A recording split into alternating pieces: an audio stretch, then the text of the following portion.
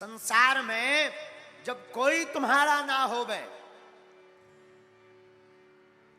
दुनिया साथ छोड़ देवे, तब घबराना मत, न परेशान होना, न चिंता में पड़ना। हम भारत के लोगों से कहेंगे, भैया जो जबलपुर के पागल यहां कथा सुन रहे, मेरे पागलों, मेरी प्रार्थना है दुनिया तुमको ठुकरा दे तो तुम हीन हीन मत समझना, तुम अपने आप का मन मलिन मत करना, चले आना गोविंद के दर पर, ये मुस्कुराकर तुमको गले लगाएंगे। हमारे ठाकुर सबको गले लगाते, जिनका कोई नहीं उनके तो रघुनाथ जी, उनके तो ठाकुर है। भैया ठाकुर के अलावा भला कौन हमारा, भगवान के अलावा। लेकिन डूब जाओ इनमें। अभी तो हम केवल और केवल भगवान के बनने का नाटक कर रहे। विचार करो, जिस दिन भगवान के हो जाएंगे, भगवान क्या कहेंगे। इस संसार में जब सब जगह से थक जाना, तब हमारी गोविंद की गली में आ जाना।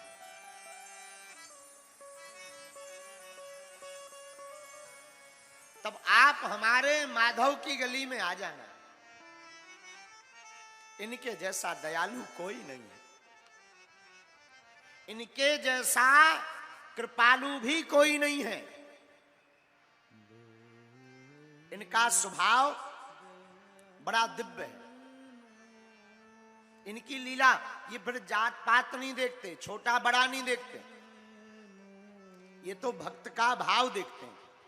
हम आपको एक कथा सुनाते हैं, आप सुनकर चौंकेंगे। भक्तमाल में एक गणिका की कथा आती है, बेश्या की। गणिका का मतलब बेश्या। भक्तमाल में एक चरित्र आता है श्री बारमुखी जी का। एक गणिका थी बारमुखी, जो तन बेचने का काम करती थी, बड़ी सुंदर, बड़ी खूबसूरत, लेकिन भगवान का भजन बिल्कुल नहीं करती। एक बार गणिका के ऊपर कृपा हुई, बहुत से महात्मा गणिका के मकान के बाहर डेरा डाल लिए, बट वृक्ष के नीचे। गणिका के अंदर संतों को देखकर भाव जगा। देखो, हमसे एक व्यक्ति कह रहे थे, महाराज जी संतों के पास जाने से क्या होता। हमने कहा, भैया कुछ होवे या ना होवे, पर संतों के भजन को देखकर अपने हृदय में स्वतः ही भगवान की भक्ति जग जाती है। आहा, उस गणिका ने देखा सब महात्मा भगवान का भजन कर रहे, हमने अपना जीवन व्यर्था गमाया, वासना में लिप्त होकर गवाया, तन को बेचा, भगवान का नाम नहीं जपा। आंखों से आंसू भरकर रोने लगी, सोचने लगी जब तक हमारा तन सुंदर है तब तक तो संसार के लोग हमें मानेंगे, उसके बाद हमारा क्या होगा।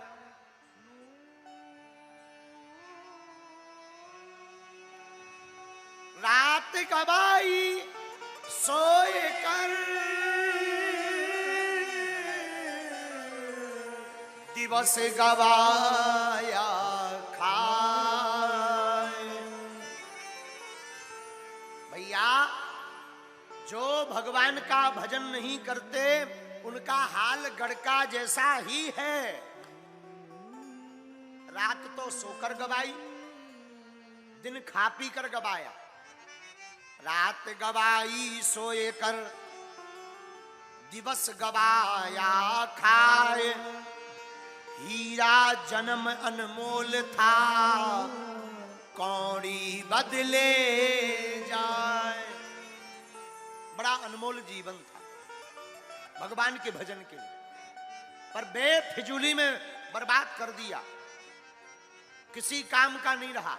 और ये संसार जब तक जेब गरम है, तन पर खूबसूरती है, तब तक ये संसार तुम्हारा है। जहां चेहरे की चमक और जेब के नोट गए, सो कोई तुमको पूछने वाला नहीं है। गड़िका रोने लगी। हरि बिन कौन हमारो,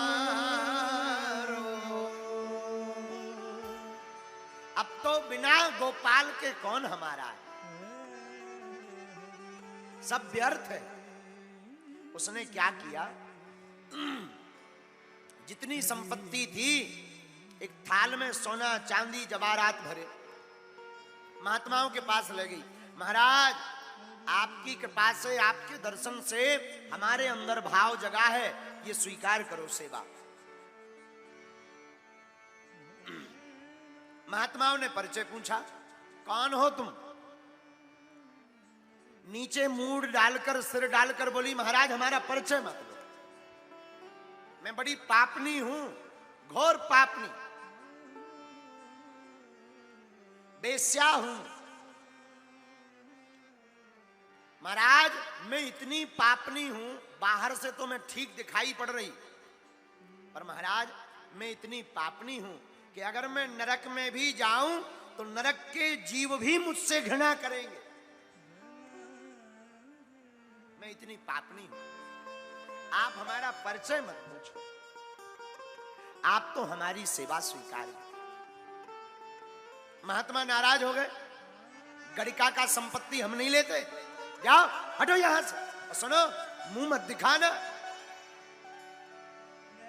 तुम्हें भगवान ने ये तन बेचने के लिए नहीं दिया, भगवान ने ये खूबसूरत तन परमात्मा को रिझाने के लिए दिया था, और तुमने 2 कौड़ी के कामी पुरुषों में सब बर्बाद कर दिया।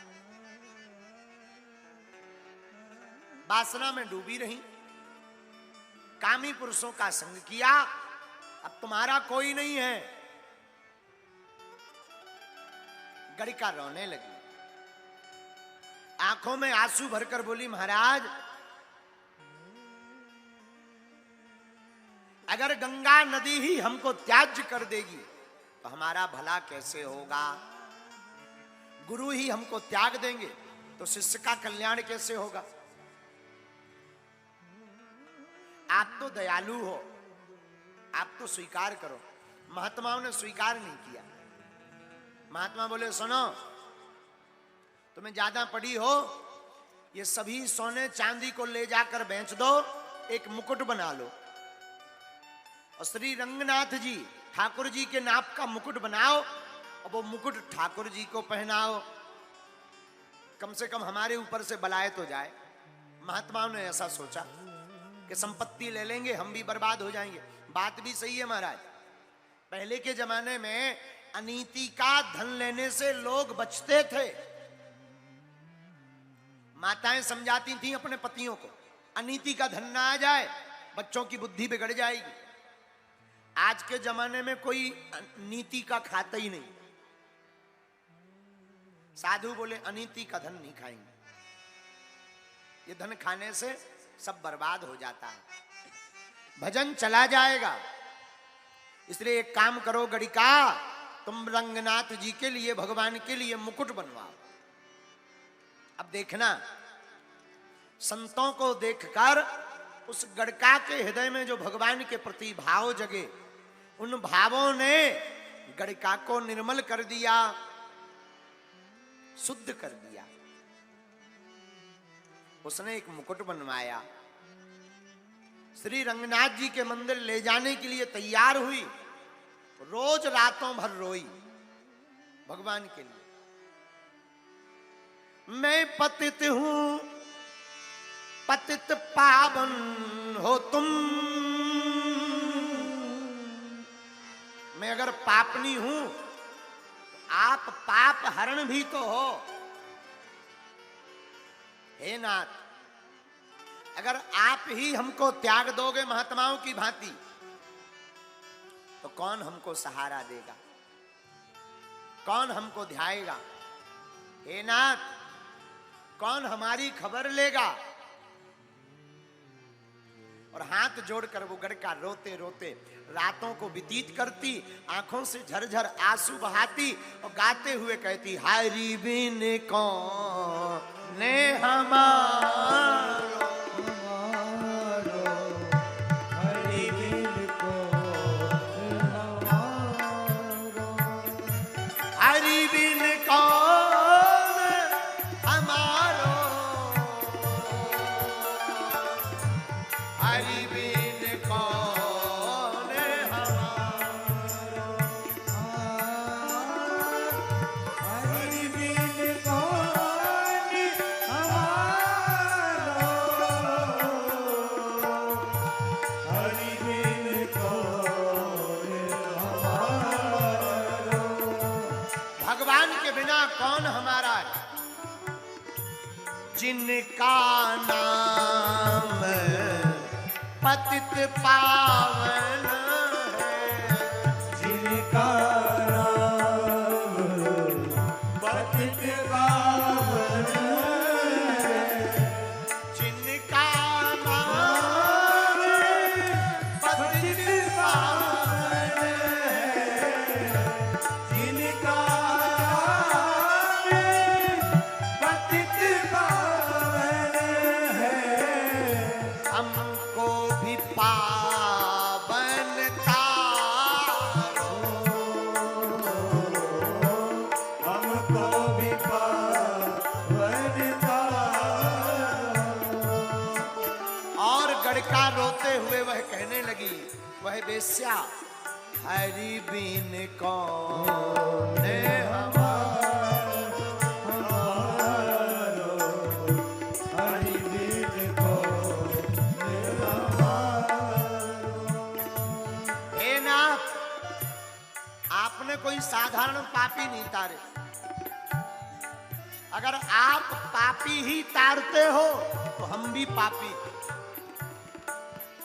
और एक बात और, नाथ, आप हमारे जैसे पापी नहीं तारोगे तो आपको कोई सर्टिफिकेट नहीं देगा कि आप पतित पावन हो।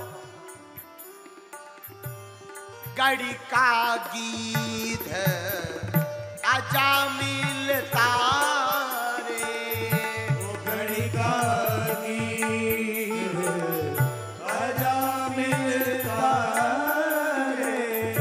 आपने नंबर एक के पापी तारे। मैं मानती हूं मैं बहुत निकृष्ट हूं, महापापनी हूं, इतनी पापनी कि नरक में भी नरकीय जीव मुझसे घृणा करेंगे। लेकिन सरकार, अब तक भूल हुई, अब मैं जैसी भी हूं आपकी ही हूं।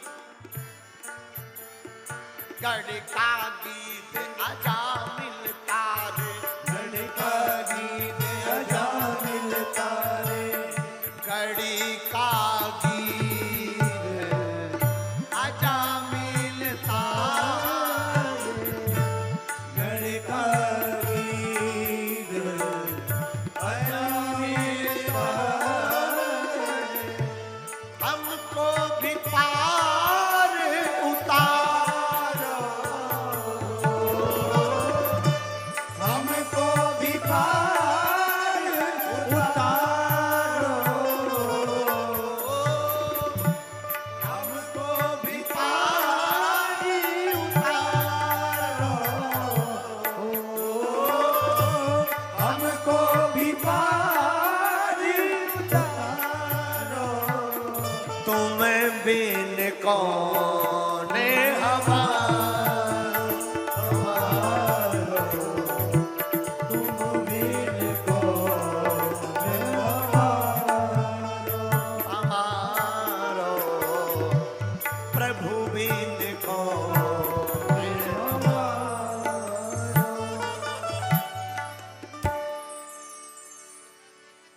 आपने बड़े बड़े पापी को तारा, हमें भी पार उतारा। महाराज जी, घटना सुनना। वो मुकुट लेकर के रंगनाथ जी के मंदिर जाने लगी, सोई सपने में भगवान ने पुजारी जी से कहा, सुनो, कल एक वेश्या गढ़ का मुकुट लेकर आएगी, उसका मुकुट तुम मत लेना, उसके हाथ से ही हमारे सिर पर रखवाना।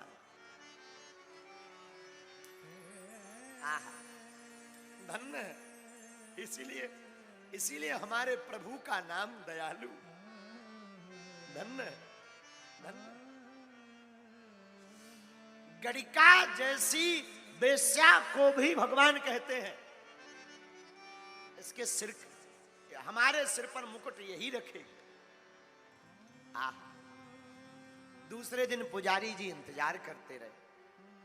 शाम के समय गड़िका डरती डरती मंदिर गई। कोई डांट ना दे, कोई मार ना दे, कोई भला बुरा ना कह दे, क्योंकि जिंदगी भर पाप की।